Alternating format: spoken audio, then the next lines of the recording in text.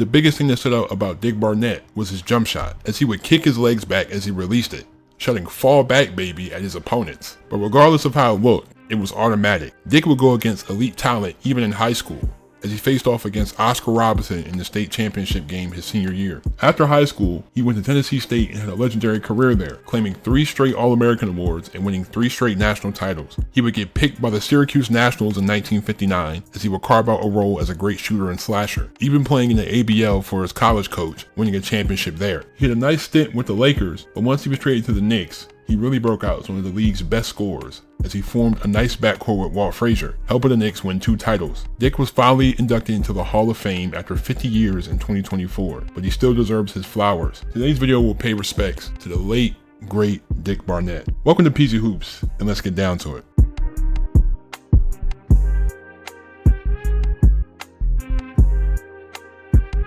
Barnett was born in Gary, Indiana on October 2nd, 1936. Being born during the Great Depression, his family lived in a home with no central air and no hot water. As he was growing up, he developed a love for basketball, finding random objects around the house and shooting them. By the time he got to Theodore Roosevelt High, he had developed an unorthodox release on his jumper that separated him from the competition. Barnett would kick his legs back and place the ball behind his head, maximizing his elevation and making his shot almost impossible to block. For an added touch, he became known for saying "fall back baby" during the shot, since the defender's contest didn't affect him. Dick used his jumper to become one of the best players in Indiana, as during his senior year, he played Crispus Attucks in the state championship game, a team that included Oscar Robertson, but he would come up short. Legendary coach John McClendon convinced him to play at Tennessee State University, then named Tennessee A&I. Dick would have an amazing college career, winning 3 straight NAIA championships and being named an All-American 3 times. Segregation was still alive and well in this time, as the team had to be mindful of what hotels and gas stations they walked into. Even after they won multiple national titles, they came back to little fanfare, as they were even a target of a bomb threat on their plane back to Nashville. Despite this, Dick had established himself as a top prospect in the 1959 draft. He was picked 5th overall by the Syracuse Nationals. He joined Hal Greer on the team during a time where the league had an unofficial quota that allowed just 2 black players on a roster. Dick had a bench role behind Larry Costello, as he would take a little bit to get comfortable, but he would finally find his rhythm, dropping 27 points, 3 rebounds, and 3 assists on Christmas Day against the Warriors, followed by 24 points on 62% shooting 3 days later against the Hawks. Dick would have 10 20-point games this year, as he would have a nice end to the season, averaging 19 points on 51% shooting in the last 5 games. Dolph Schayes and George Yardley led the Nationals' second-ranked offense, as 6 players averaged double figures, with them finishing the season at 45 and 30.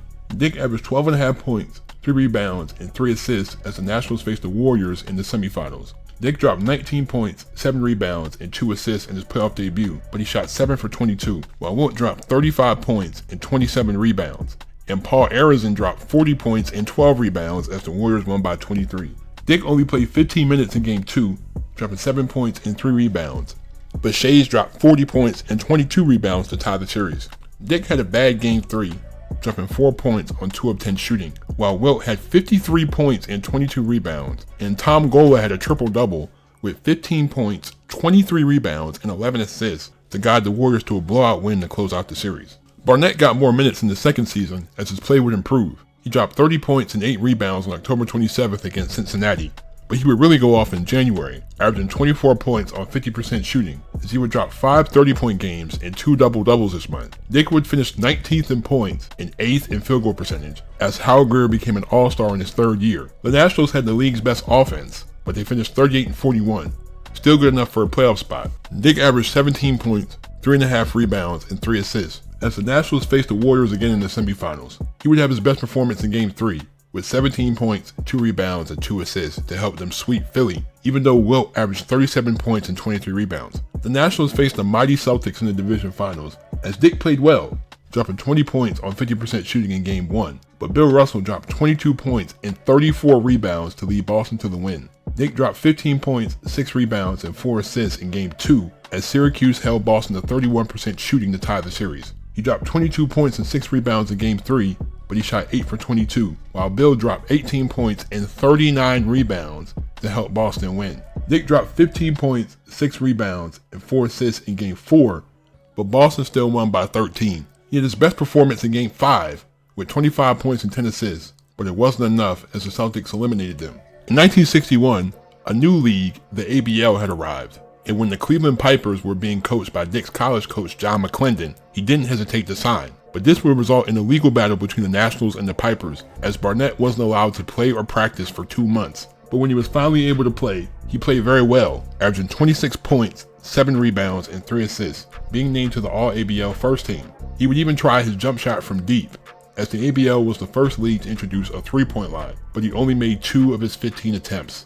Dick would average 22 points in the playoffs as the Pipers beat the Kansas City Steers in the ABL Finals to give Dick his first ring. After the season, Dick would be back in the NBA, but on a different team, as the Nationals sold his player rights to the Lakers for $35,000, the highest player for money transaction in league history at the time. Dick would start at shooting guard and have another solid season, dropping 22 20-point games and 7 30-point games, including a then career high 38 points and 5 rebounds on February 13th against Boston. He finished 16th in points, 13th in field goal percentage, and 7th in free throw percentage. Elgin and Jerry would lead the Lakers in their stingy defense to a 53-27 record.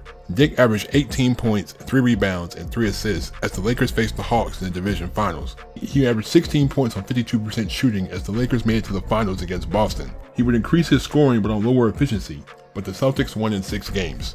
Barnett kept the same role in 1963, but he was producing, dropping 11 20-point games in the first 6 weeks of the season and averaging 21 points in December. He would finish 12th in points, 20th in total assists, 13th in field goal percentage, 10th in free throws made, and 15th in free throw percentage. However, the Lakers had the 7th best offense in a 9-team league as they finished 42-38. Dick averaged 18.5 points, 3 rebounds, and 3 assists as the Lakers faced St. Louis in the semifinals. He put up 24 points, 3 rebounds, and 5 assists in Game 3, but the Hawks would win the series in 5. Barnett had a down season in 1964 as he just couldn't find his shot, averaging 14 points on 38% shooting in his first 20 games. He still dropped 13 20-point games and 2 30-point games, but he just wasn't making a lot of shots this year. The Lakers duo did their normal damage as they finished 49-31. Dick averaged 14 points, 2.5 rebounds, and 2 assists as the Lakers faced the Baltimore Bullets in the division finals. He had an increased role after Elgin went down with a knee injury in Game 1, as he dropped 24 points and 8 assists in Game 2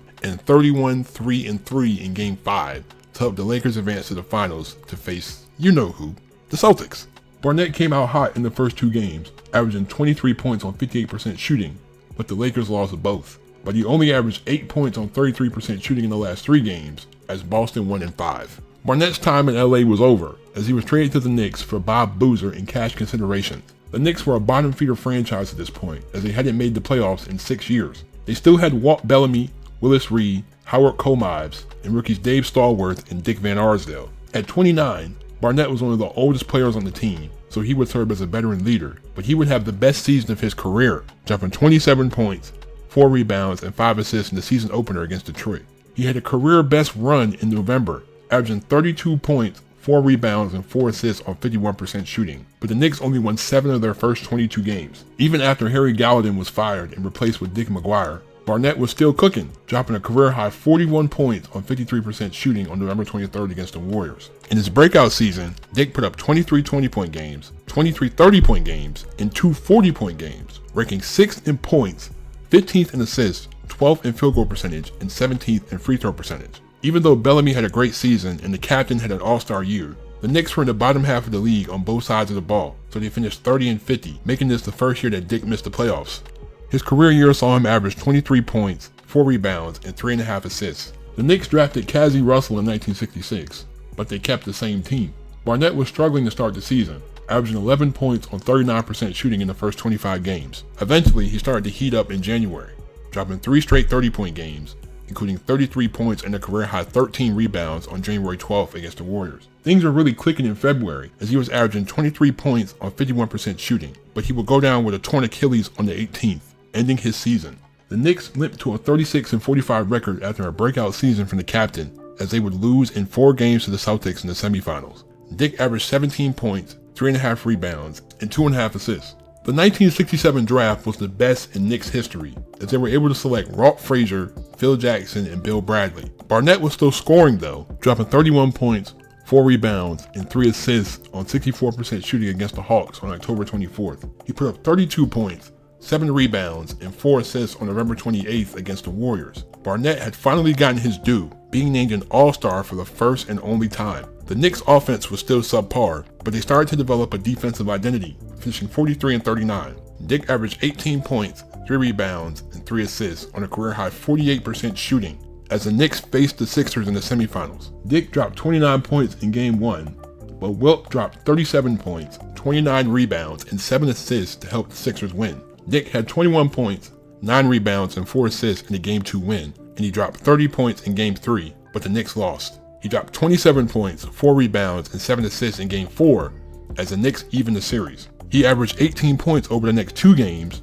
but they were both losses as the Knicks were eliminated. The Knicks were slowly becoming a contender by 1968, as Walt Frazier had broken out in his second season. A midseason trade for Dave DeBusschere really helped them defensively as well. Barnett played his role this year, but he was passing the ball more, recording 26 games with 5 or more assists. In terms of scoring, he was still putting the ball in the basket, dropping 31 against the Bullets on December 11th, 34 against Detroit on January 24th, and 35 against the Warriors on March 22nd. New York had the stingiest defense in the league behind all defensive campaigns from Frazier and DeBusschere, while the captain was continuing to improve, as they finished 54-28 on the season. Dick averaged 17.5 points, 3 rebounds, and 3.5 assists as the Knicks faced the Bullets in the semifinals. They easily swept Baltimore as Barnett averaged 19 points on 49% shooting as the Celtics were next, but Boston's defense held them to 33% shooting as they won in 6 games. Barnett, now 33, started to slow down in 1969, but he was still effective as a starter. He would still pass the ball a lot more as his role in the offense decreased, recording 24 games with 5 or more assists,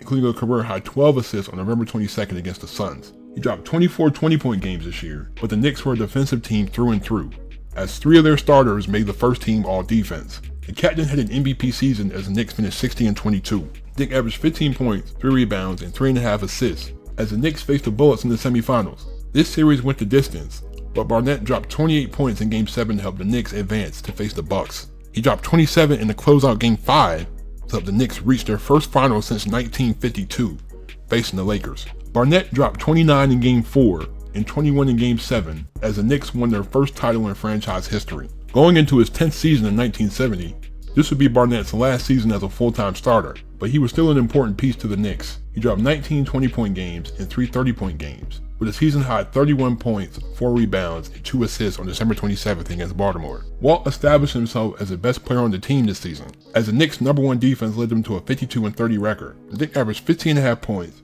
3 rebounds, and 3 assists as the Knicks faced the Hawks in the semifinals. He would play great in this series, averaging 22 points and 3.5 assists on 52% shooting in a 5-game series win. The Bullets were next in the division finals, but the captain would struggle, shooting 39% as the Bullets ended New York's repeat hopes in 7 games. New York made some additions in 1971, as Barnett was now 35 years old, so the Knicks brought in disgruntled Earl Monroe and also added Jerry Lucas for big man depth. Even though Barnett consistently dropped double figures, it wasn't at the same level, as he only dropped 9 20-point games, with a season-high 26 points, 8 rebounds, and 2 assists on 63% shooting against the Warriors on January 14th. New York's defense carried them again as they finished 48-34. Dick averaged 12 points, 2 rebounds, and 2.5 assists as the Knicks faced Baltimore in the semifinals. He dropped 17 points, 3 rebounds, and 3 assists in Game 1, but the Bullets won in overtime. But he would miss quite a few games in the playoffs due to injury, but the Knicks made it back to the finals, facing the Lakers. Although he dropped double figures in Games 3 and 4,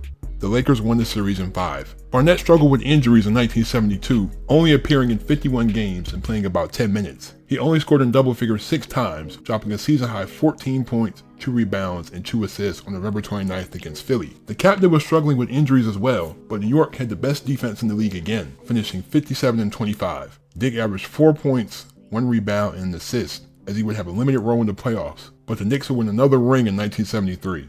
Barnett was pretty much done in 1973, as he only appeared in 5 games before he was released by the Knicks on October 23, 1973. His final season saw him average 4.5 points, 1 rebound, and 1 assist. After his retirement, Barnett earned a PhD in education from Fordham University, with his number 12 jersey being retired by the Knicks in 1990. Barnett would teach sports management at St. John's until 2007. His TSU Tigers team, the first HBCU to win a national championship, was finally inducted into the Hall of Fame in 2019, as they were highlighted in a 2022 documentary called The Dream Whisperer. Over 50 years after his retirement in 2024, Barnett was finally inducted into the Hall of Fame. He passed away in his sleep on April 27, 2025 at the age of 88. Dick Barnett probably had the most unique jumper in basketball history, but it was extremely effective, as a lot of the shots he hit would be three-pointers today. Even when opponents played up on him to take the jumper away, he could put the ball on the floor and drive to the basket and finish through contact. He was also an underrated passer, but Dick Barnett was on the court to score, and he was excellent at that. Most people remember him for his jumper, but he was a great all-around player during his time, even being a trailblazer for HBCUs to have success in the college ranks. Thank you guys for watching. I really appreciate y'all. I saw that he recently passed away. I felt like it was only right to make this type of video. I'm an avid 2K player, so I saw his jumper in 2K. Like, I saw his shot release in 2K. I'm like, what the?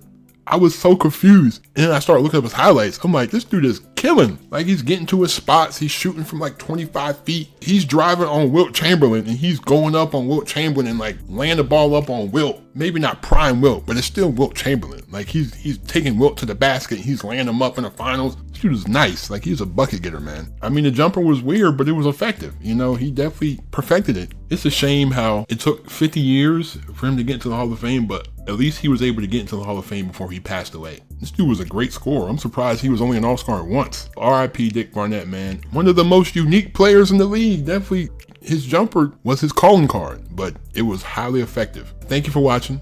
I really appreciate you guys. Leave a like if you enjoyed, hit that subscribe button if you're new to the channel. Turn my post notifications on if you haven't already. Please be safe, stay on the grind, have a great day. I'm out. Peace.